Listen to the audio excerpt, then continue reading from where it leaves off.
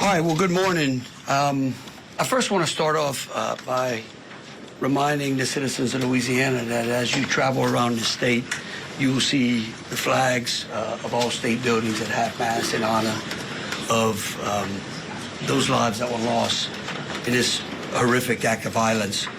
I also think that it's important to remember that what happened yesterday was akin to those who are old enough to remember jigsaw puzzles, and that you would take a 1,000-piece jigsaw puzzle and you empty the box, and you've got to start sifting through those pieces, and you want to start, if you're real good, you start at the corners, right? Try to put your corners together. And from yesterday to today, over 1,000 law enforcement agents and officers, men and women, have been poring over countless amounts of data, of videos, of surveillances, interviews, tracking down every possible lead that came to us, whether it was the New Orleans Police Department, the Louisiana State Police, the FBI, or our other federal agencies.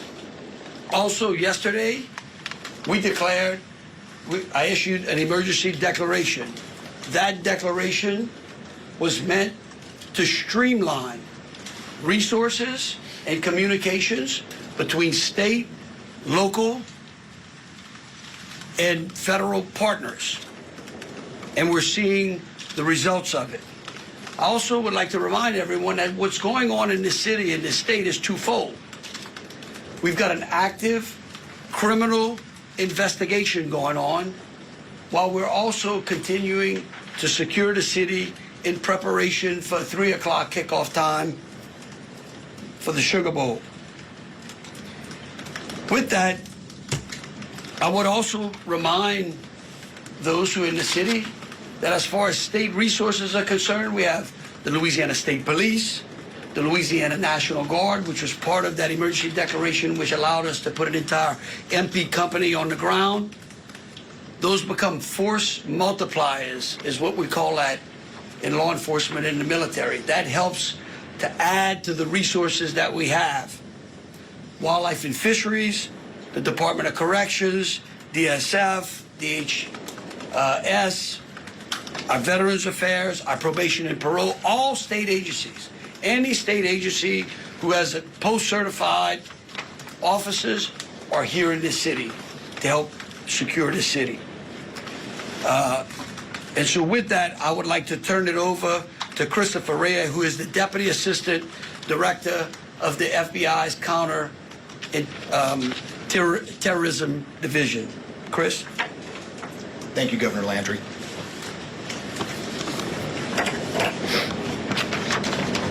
Good morning. I am FBI's Deputy Assistant Director, Christopher Rea. I'm from our Counterterrorism Division at headquarters. I'm also joined by Assistant Special Agent in Charge, Alethea Duncan, from our New Orleans office, who you heard from yesterday. I'm here to discuss not only the latest investigative information we have here in New Orleans, but I'll also let you know about other investigative activities outside of the state. I first, and most importantly, want to send our deepest condolences to the victims of this horrific attack and their loved ones. 14 innocent victims were killed in this senseless attack, and at least 35 are injured.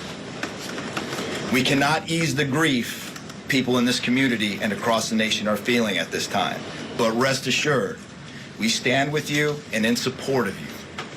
All the resources, and I'm going to go into that a little bit later, all the resources of the FBI are being focused on tracking down every piece of evidence, every lead, every interview, every potential lead we've got. While I won't be able to answer all your questions today, my goal is to be as forthcoming as possible with you on what we've uncovered so far. First and foremost, let me be very clear about this point. This was an act of terrorism, It was premeditated and an evil act. This was obviously a critical incident, and with that, lots of information and tips come pouring in from law enforcement, first responders, and the public.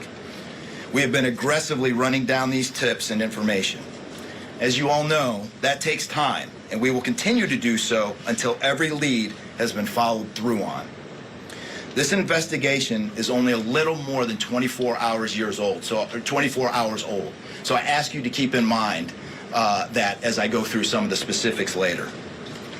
But at this point, currently, and this is another fact I want to be clear on, we do not assess at this point that anyone else involved in this attack except for Shamsud-Din Jabbar, the subject you've already been briefed on. A little bit about what the FBI is doing. So we are surging people and assets to the area from across the region and across the nation. Special agents in multiple field offices across the country have been deployed and are assisting with potential aspects of this investigation and following up on every lead. Additional teams of special agents, professional staff, and victim specialists continue to arrive to provide more investigative power and assistance to the victims and their families. We have also forward deployed a number of our critical incident response group assets, including members of our hostage rescue team, special agent bomb technicians, and crisis management coordinators. In addition, we have deployed more evidence response technicians to continue to process the various scenes that we have. So far, we have received just over 400 tips from the public, and that information is being followed up on both here in New Orleans and across the country. Some of the tips are here in New Orleans, and there are other tips in other states across the country that we are following up on. The FBI team and our law enforcement partners here are also reviewing hundreds of hours of surveillance and other video from both the French Quarter and other locations. As for a timeline, at this point, investigators believe Jabbar picked up the rented F-150 in Houston, Texas on December 30th. He then drove from Houston to New Orleans on the evening of the 31st, and he posted several videos to an online platform proclaiming his support for ISIS. There were 5 videos posted on Jabbar's Facebook account, which are time-stamped beginning at 1:29 a.m. and the last at 3:02 a.m. In the first video, Jabbar explains he originally planned to harm his family and friends, but was concerned the news headlines would not focus on the, quote, war between the believers and the disbelievers, end quote. Additionally, he stated he had joined ISIS before this summer. He also provided a will and testament.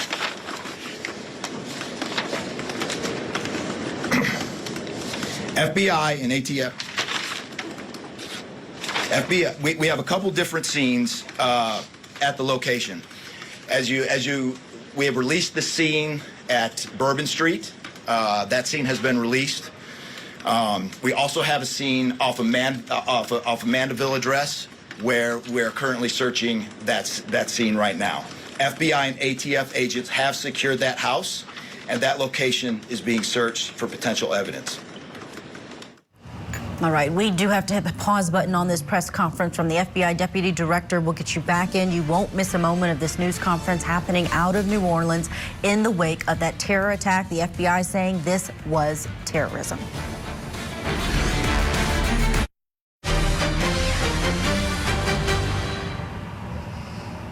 Welcome back to Court TV Live. I'm Ashley Wilcott. And I'm Julia Janae. Thank you for being with us as we follow this breaking news out of New Orleans. Officials are now holding a news conference about the terror attack on Bourbon Street New Year's morning. It left 15 people dead, 30 others wounded. Let's get back into that news conference where we're listening to the FBI Deputy Director, Rhea.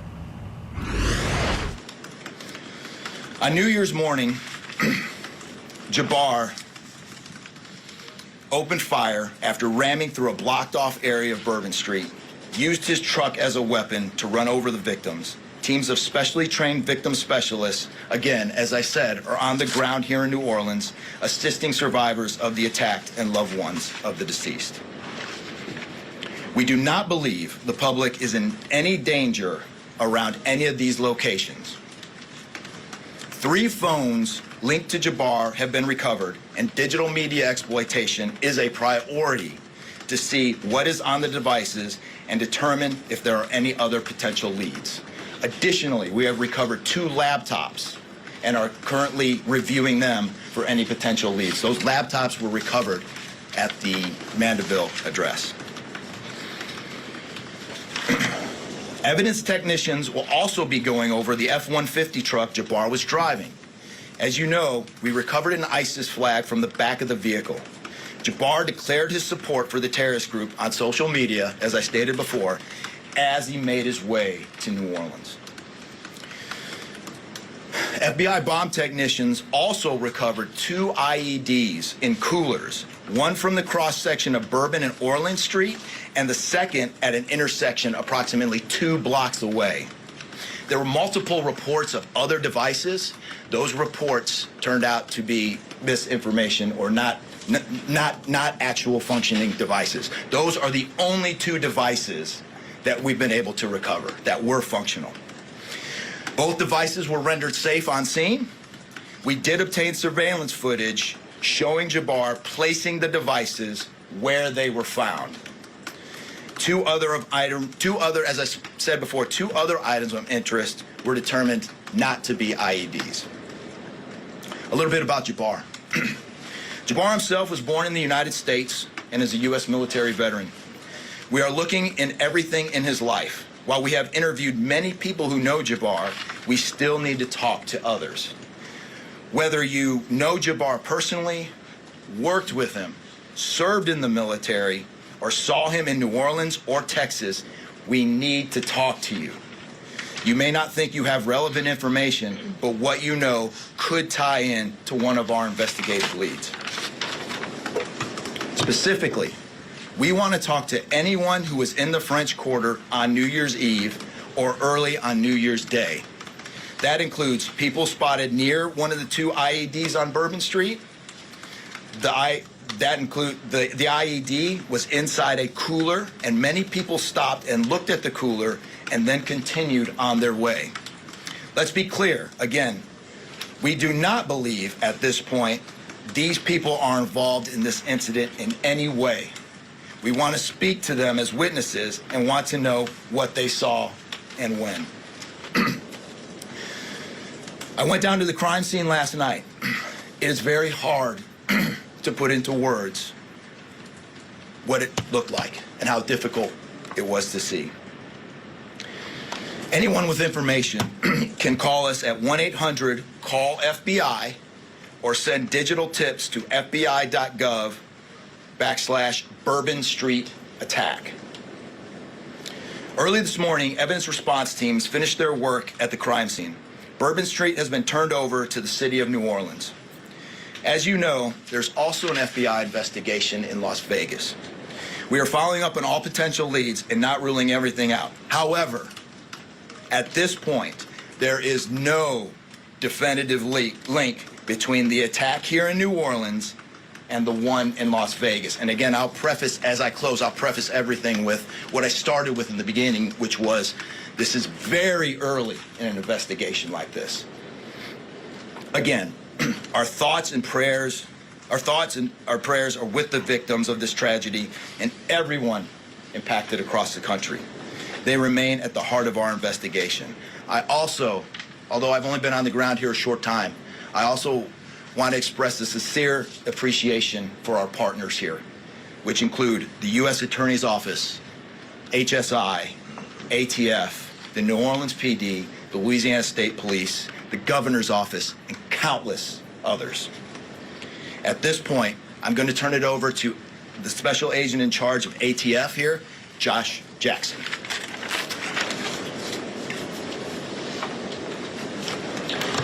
Hey, good afternoon. As stated, my name is Joshua Jackson. I am the Special Agent in charge for the ATF New Orleans Field Division. And ATF's primary mission is preventing, reducing, and solving violent crime throughout the United States and abroad. Solving part is the focus of this investigation. ATF resources that have been brought to bear to the city and to focus with our federal, state, and local partners have been our national response team.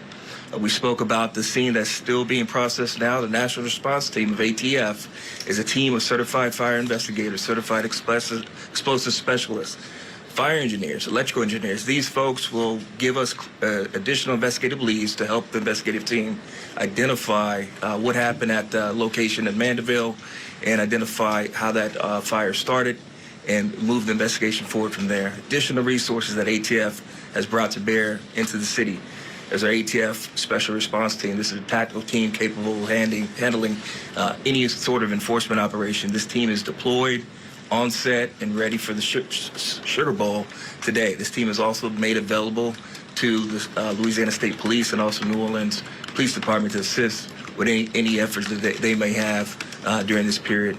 Additional resources, as the governor alluded to, he executed executive powers and had an emergency declared to where ATF was able to tap in to Emergency Support Function 13 resources. This allowed us to bring additional explosive detection canines so that we can safely sweep the city and safely sweep the Super Bowl in preparation for the game today. These resources will still be in the city as we lead up to the Super Bowl and through Mardi Gras. These type of ATF resources will be here. The last resources ATF has brought to bear, and probably the most important one, is our victim witness coordinators. These folks come in and they provide resources to the victims and the family members that have suffered greatly during this tragedy. The entire city hurts, but the victims and the family members are in need of resources and care long after this investigation wraps up. This time next year to be hard for the families and friends who suffered during this event. So our victim witness coordinators are working with the FBI, the city of New Orleans coordinators to provide resources to these folks out here. And as we move forward, ATF will be committed. We will work with the investigative team moving this investigation forward, but also we'll be here to make sure the city is safe and prepared as we move into the Super Bowl. And with that, I'm going to turn it over to our mayor of this great city, New Orleans. Madam Mayor. Thank you so much. All right, we're going to squeeze in a break right now. Of course, we're going to hit the pause button. When we come back, we will hear from the mayor of New Orleans. Keep it here on Court TV, your front row seat to justice. Did you know Scripps News is streaming for free on all your favorite streaming services? That is something that is very important. Search for Scripps News on your smart TV to find our channel. This is amazing stuff here. Once you get the app, get full free access to breaking news, All that excitement culminates today. live events, And you can really kind of feel the energy. and the award-winning journalism you expect from Scripps News. Oh yeah, there it is. Start streaming Scripps News today.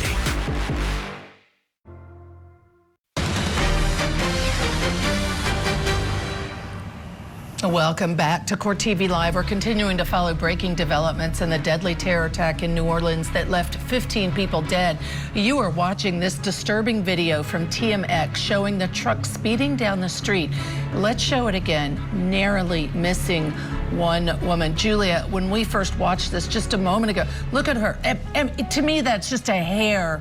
It could have been a very different outcome. The utter chaos and confusion that had to have been happening in their minds in that moment, wondering why this car is not stopping, why it's barreling down a street full of people. And we know so tragically 14 people killed, 30 injured, and the suspect killed by police. That's right. Didn't mean to interrupt you, but just the smartness of everybody actually getting inside the building completely off the sidewalk and the street. Thank goodness they were thinking. For sure. We reacting. do want to get you back into the news conference where we are watching now the mayor of New Orleans, LaToya Cantrell, addressing the public in the wake of this tragedy.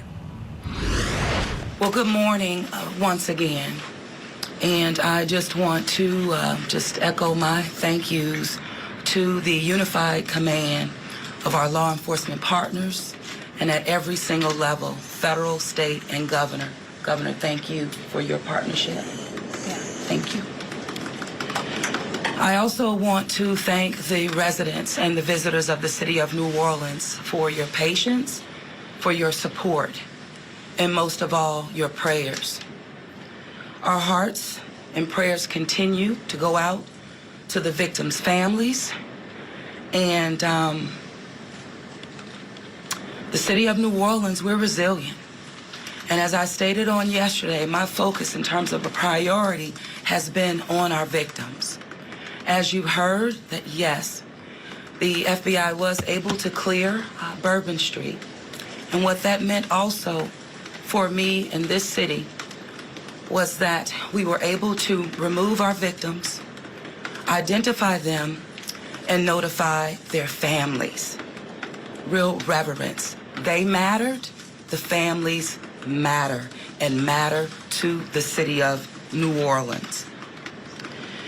In addition to that, I want to just thank again our federal partners in Washington, listening to my plea personally for the additional resources to allow for the scene to be cleared, and again, attending to our victims. I walked by each one, and I did the sign of cross in my own way, because reverence, again, is important. So while we have been able to have Bourbon Street returned back to the city of New Orleans, and the due diligence has been done, that then allowed me to give the go-ahead to begin the cleaning of Bourbon Street. That started happening in the morning about 2 a.m.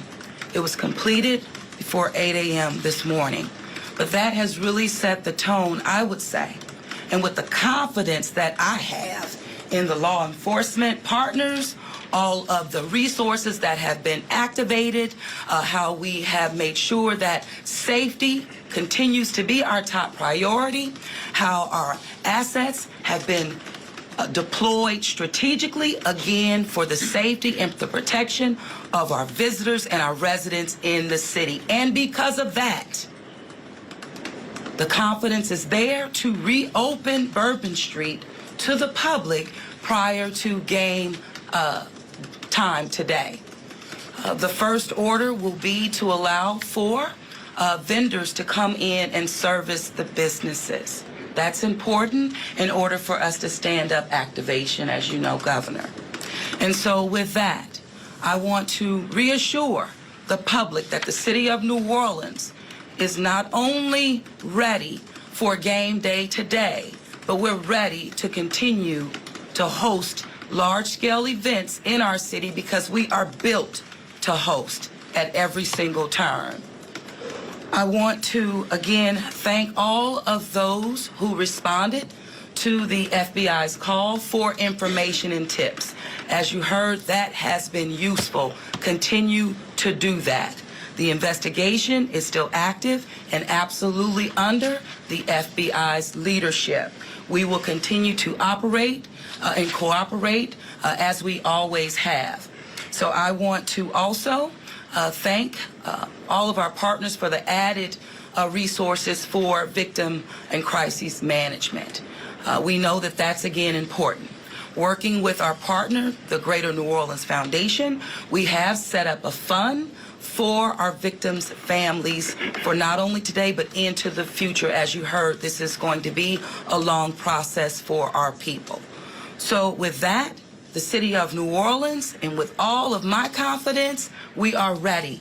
And we could not get here, again, without the unified presence, support, and cooperation. We are stronger together. And I want to say, again, thank you so much. Thank you, Governor. So once again, the governor would like me to reiterate that Bourbon Street will be prepared for full activation before game time today. We know 3 p.m., so we're working towards 2:30 p.m. But prior to game time, the kickoff, Bourbon Street will be restored. So we're hard at work now. Our teams are now, and of course, working with our business community to serve our public and serve our residents and our visitors alike.